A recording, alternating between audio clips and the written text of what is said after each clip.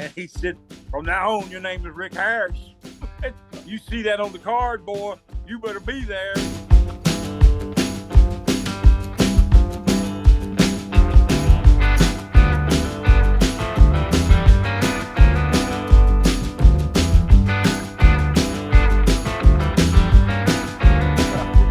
I'm not gonna let you be done with him, Bart.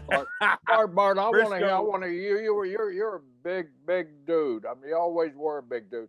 Yeah, before Black Bart come along, when James Harris was out there, that's when I first met you. When Ricky Harris, when you was working with Ricky Harris there in Carolinas. But how did Ricky Harris get that bug to be a professional wrestler? And you really want me to tell that story? I really want you to tell that story.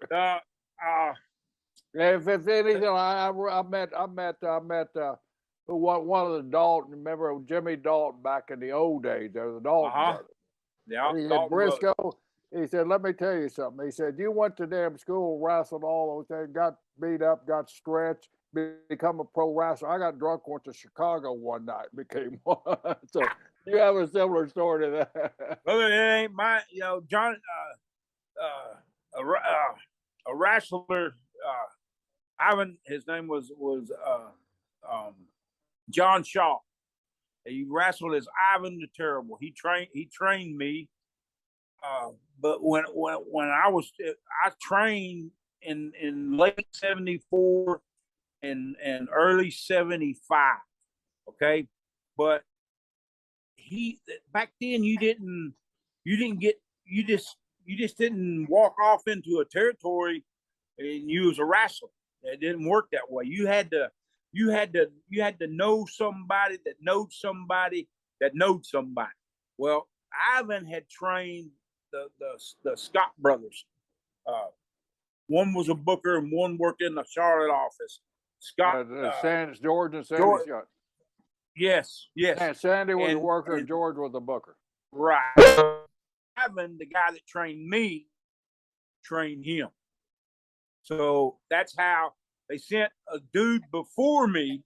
His name was Johnny McBrown, one of the guys that I had helped train and trained with first to the Carolinas. Well, he didn't. Johnny backed out. He didn't go. He wouldn't go. He got scared and didn't go. And Ivan called me. And brother, I had bass boats, I had guns, I had rod and reels, I had 2 vehicles, and I sold it all and put it and got a Delta 88 because Ivan told me, he said, you got to be able to swap rides. You got to have something for 4 guys to get in and be comfortable, big guys.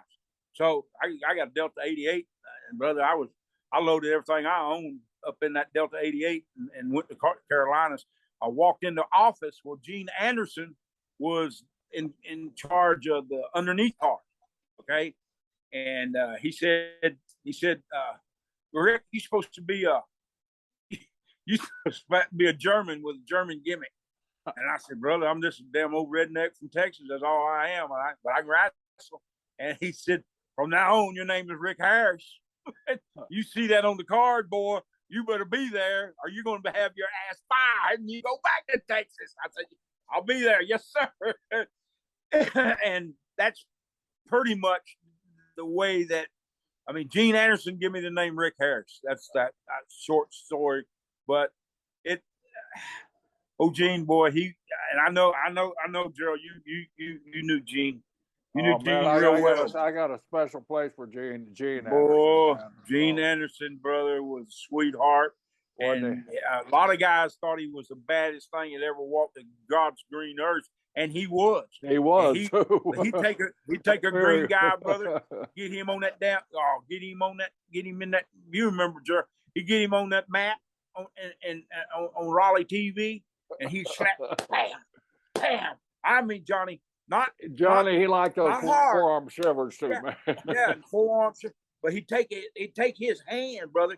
And by the 5-minute match, Gene doing this constant. Every time he would, that in your damn chest looked like hamburger meat. And if he kept coming, then they put you on the old Charlotte territory thing with old lady Charlotte. I mean, Miss Crockett's territory, the old territory. I'm talking about the old one. I'm talking about the Raleigh circuit.